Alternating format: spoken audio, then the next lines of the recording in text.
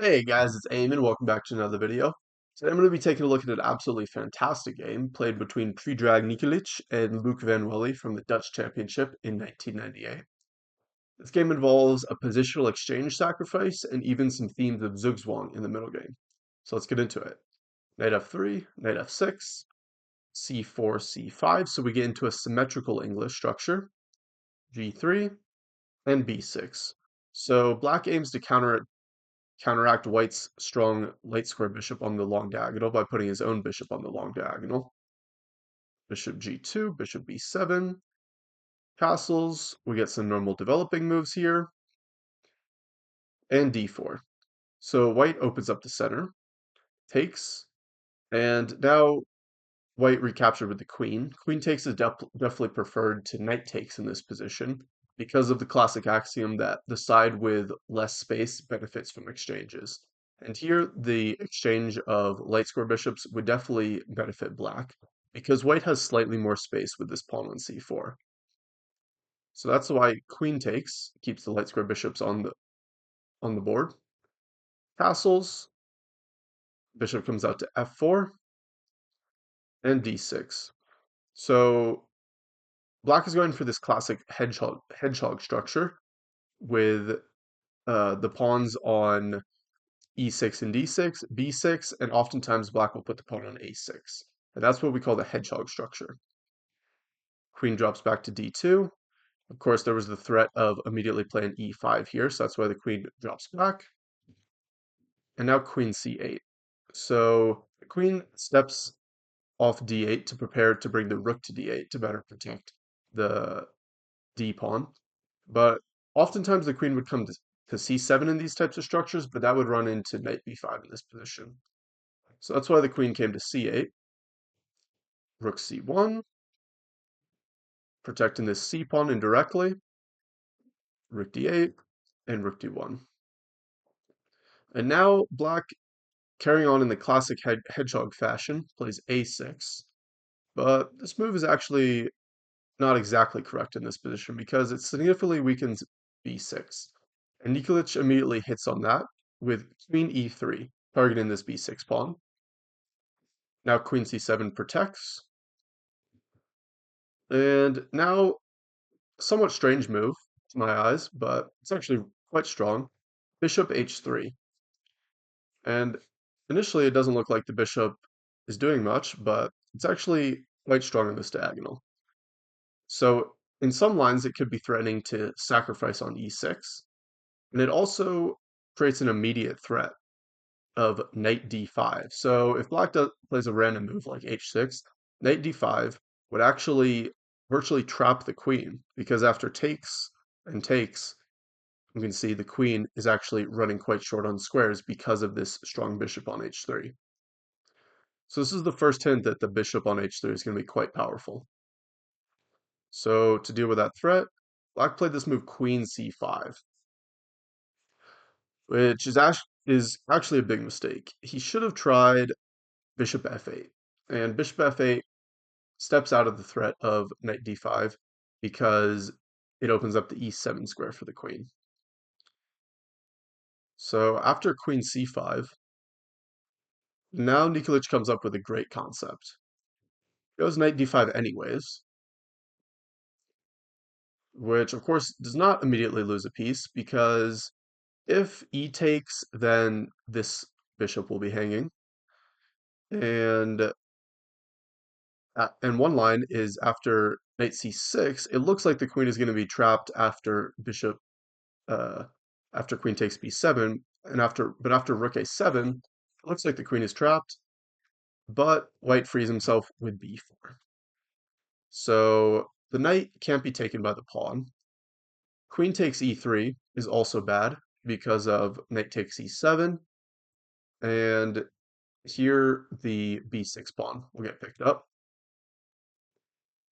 So after knight d5, bishop takes was forced, pawn takes, queens are exchanged, and knight d5.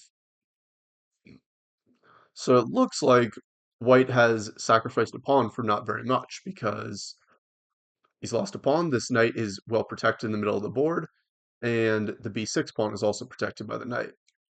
But now Nikolić comes up with a great concept. Rook takes d5, sacrificing the exchange, and he wins this b6 pawn, and the rook comes to f8. So now we should stop and ask where white's compensation lies, because he doesn't have an extra pawn for the exchange, but he has very good pieces. This bishop is excellent, this bishop is excellent, the knight can find a good square on d4, and the rook is active on c1. But the main point of compensation that white has is that black's pieces are terrible. This knight and this rook are completely trapped in. They can't develop. And now we see why the bishop on h3 is so strong. It controls the main square the knight could develop to. So as long as this knight can't develop, that means this rook can't develop, and black is going to be completely stuck. So, and I really like the way Nikolić plays the next few moves of this game. So, first of all, Black has one major idea of playing a5 so that he can develop his knight to a6 and free his pieces. So, therefore, b4 clamps down to that idea. And now, how should Black try to break free? Well, first of all, we should realize that if Black plays a5, how do we take? Do we take with the bishop or with the pawn? Actually, neither. We want to play b5 in this position, just to try to clamp down on this a6 square and make sure that this knight will never get out. So instead, after b4, uh, in this position, black tried f5, which is a pretty big mistake because it weakens this e6 square.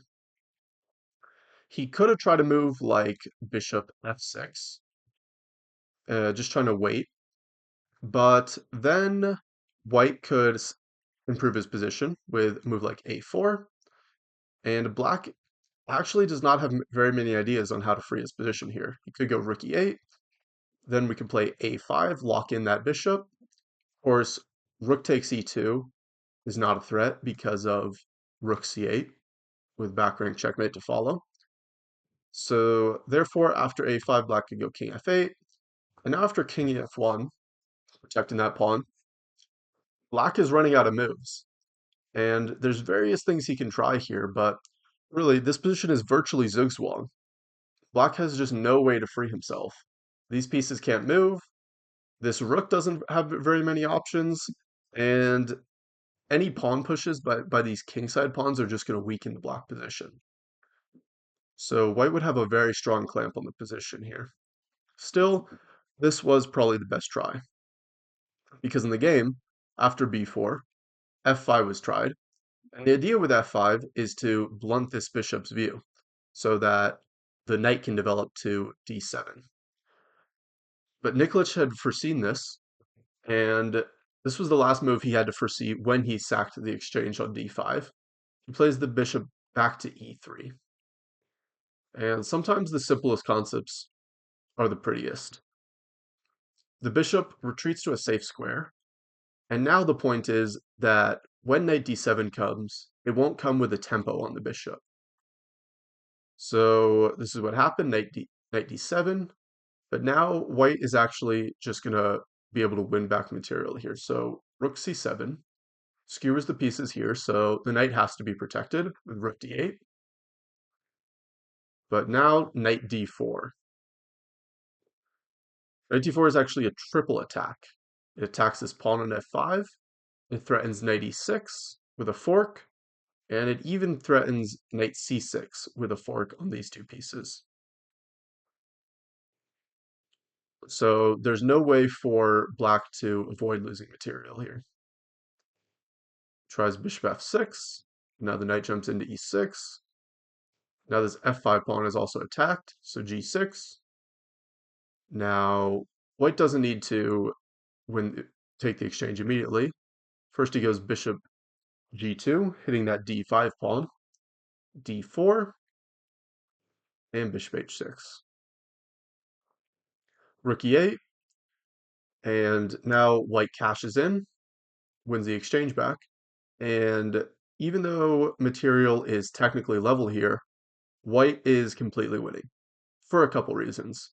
First of all of his pieces are better, especially this rook on the 7th and this light square bishop that doesn't have an opponent are much better.